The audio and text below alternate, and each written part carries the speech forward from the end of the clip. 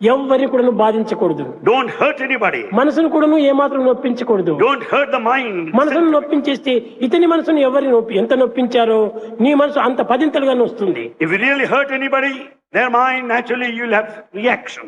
ఎవరిని ఏ విధంగా నీవు బాధించావో అంతకు పదింతలు నిన్ను బాధించేటువంటి వారు ఉంటారు. As you hurt anybody, you'll be hurt in turn later. కనుకనే ఎవరిని కూడా మనం బాధించకూడదు.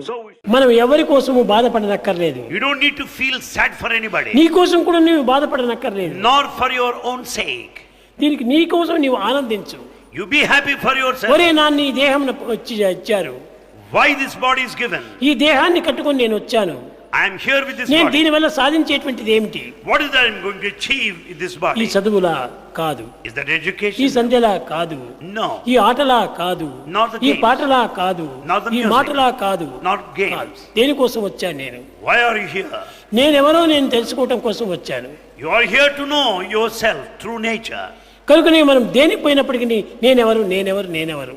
You may go anywhere. We have to put a question to ourselves like this: who am I? ఈ నేనెవరో అనేటువంటి తెలుసుకుంటే నీవెవరో నీకు గుర్తవుతుంది. If you know yourself truly, you'll be knowing the rest.